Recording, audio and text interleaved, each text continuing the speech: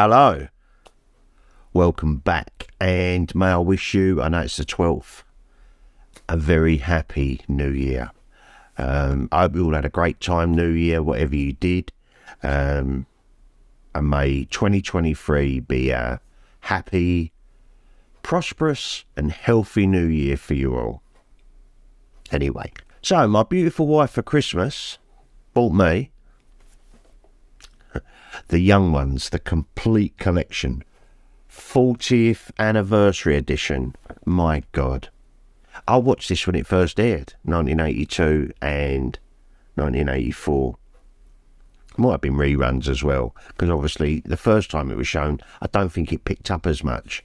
But honestly, everyone was talking about the Young Ones back in 1982 and 3 and 4. Unbelievable. It was first aired on the 9th of November, 1982. I mean, that is shocking. I think I was 14, I think I was 14 years old. Might have been 16, actually. One of them two, something like that. We all know the story of the Young Ones. You got Adrian Edmondson as the psychotic punk rocker Vivian. You got Rick Mayall, God rest his soul, he died in 2014, bless him. One of my idols, to be honest with you, when I was a kid. And Rick Mayall was my favourite young one. So we got Rick Mayall as Rick, Nigel Planer as Neil the Hippie, you know, vegetable rights and peas. And yes, I did buy a Hole in My Shoe, and yes, I even had the Neil's Heavy Concepts album back in the day. And Christopher Ryan as Mike the Cool Guy. A lot of people don't get Mike, and I don't think any of us was supposed to, but I love Mike, he cracks me up. And then obviously you've got Alexei Sale as the Bolosky family. Hello, John, got a new moat. You remember her? Alexei Sale. And I tell you, the amount of other people, guest stars, I mean, as I've been watching it, and I probably haven't sat and watched a full episode of The Young Ones in ages. So it was a real treat to start again. Obviously, it was filmed on videotape, but I'll get to the picture quality and all that later. But I thought I'd go through the extras with you. Obviously, we've got, I think it was 2 seasons, and there was 6 episodes per season. So season 1 had Demolition, Oil, Boring, Bomb, Interesting and Flood. And then series 2, which was 1984, had Bambi, Cash, Nasty Time, and Summer Holiday, of course. Oh, and Sick as well. With the bag over Neil and the, yeah. But anyway, it's the extras on here as well, guys. I mean, if you've got these on DVD, obviously you can stream them on the BBC iPlayer, but let me just tell you, the music is cut out, you know, the bands, and they're considerably shorter. Some of these are 35 minutes long. They range 32, 33, 35 minutes long. The BBC iPlayer range from like 29 minutes to 30 minutes. So, for some reason, they're cutting a few minutes out. Might be just the music, but some episodes you miss some of the dialogue and stuff like that. Especially, was it on Bomb? Yeah, I think it might have been Bomb. Rick's Pollution all around.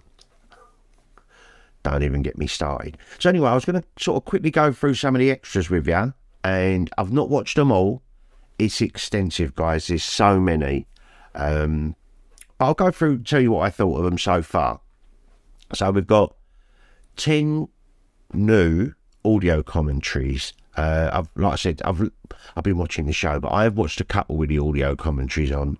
And it's predominantly Nigel Planer, Neil, Alexei Sale and Lisa Mayer, who wrote The Young Ones with Ben Elton and Rick Mayall. So that's the predominant ones that I've come across so far. But also, there was some radio inserts over some of it with Rick and Adrian talking about Young Ones. But I haven't watched them all. So there's 10 new audio commentaries, which is always, it's always good, isn't it? That's the beautiful thing.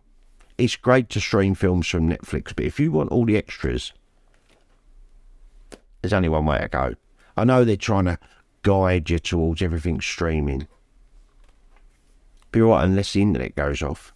But this, it's all the extras and, like I said, the audio commentaries and everything that goes with it. That's why you've got to keep buying the physical media. And it inspires people like the BBC. I mean, we don't really like the BBC that much these days. They're like a propaganda machine. But they have really knocked it out of the park with this set. And I would love to think that this gets received so well, they might even consider doing Bottom with Guest House Paradiso as an extra. I mean, on Blu Ray, how good would that be? Right, anyway, so what else have we got? We got rediscovered rushes from the cutting room floor. This is mad. Oh, and I mean, a lot of it got lost. Because don't forget, everything was filmed on videotapes. They just taped over it. That's what they did. So all this stuff, the film stuff that the BBC, and like I said, they've knocked it out of the park because some of this stuff has been sat in their vaults for 40 years. That's crazy. You've got extensive photo gallery. So these are high quality scans featuring the original music score, which I loved. So the music they put over some of the episodes, you know, as it was going off, some of the themes they used in the horror one, Nasty and stuff like that. I thoroughly enjoyed it, and you kind of do remember the music. And then you've got some raw studio footage, which is quite cool. You know, like when you're doing a scene, they might, you know, you might film 3 minutes. They might only use 1.5, so you get sort of like people sort of stood around waiting. Like I said, I haven't dived into all of them yet. I've been kind of refamiliarising myself with the show and keeping an eye out for that 5th housemate. All them years I was watching it, I did notice it, but I never really took notice of it. But certainly in season 1, in the background, you just got this long-haired, looks like a hippie, looks like Neil, but it isn't Neil, just sat there just sat. It's bizarre. Apparently, Lisa Mayer said on one of the audio commentaries, someone turned up at one of the parties and never left, but never said nothing, just in the background. Ahead of its time, telling you. Then you've got Fundamental Frolics featuring an early performance of Rick. And you can see the character development of, you know, Rick, the character from Rick Mel. Absolutely brilliant. And for the first time, you get Boom Boom Out Go the Lights, which is introduced by the producer, Paul Jackson, who put alternative comedy on the telly. That was quite interesting. I'd never seen it before. That had like people like Keith Allen, Alexi Sale, Rick Mail, and Adrian Edmondson. I think Ben Elton and Neil, Nigel Planer. And you can see the development of Neil coming on, this really bad hippie playing the guitar, and everything sort of gets him down. Also, it features 3 featurettes, some we've seen before. So we've got Alternative Rebellion, The Making of the Young Ones, I think that was done for the Silver Jubilee, and guest stars of the Young Ones. And I tell you, it's mind-blowing how many people was involved in the Young Ones. I'll give you a couple of them. Ben Elton, Dawn French, Jennifer Saunders, Halen Pace, Stephen Fry and Hugh Laurie, Mark Arden and Stephen Frost, Jules Holland, Mel Smith, Griff Rhys-Jones, Anthony Sharp, Terry Jones from Monty Python, Chris Barry from Red Dwarf, Norman Lovett, Lenny Henry, David Rappaport, Robbie Coltrane, someone we lost last year, bless him, Sir Tony Robinson, Andy Latour, and the actress Emma Thompson. I mean, not to mention the bands that was on there. Another extra that I thought was brilliant was the BBC trailers. So you got little trailers from the Young Ones and indents, so it might show you what was coming on with the old BBC logo and the clock going to 9 o'clock. So the picture quality isn't brilliant. Obviously not all of it's HD, so it's been upscaled where possible. When it has been filmed, they've gone back and rescanned the film. So bits of it, like Time, that Neil's having a daydream at the beginning of Time, and it's like a Dallas parody. Well, that just looks fantastic. Really does look fantastic. And the sound quality was superb as well. It's done in DTS HD Master Audio. And it's 4.3. They've not tried to stretch everyone so everyone looks odd.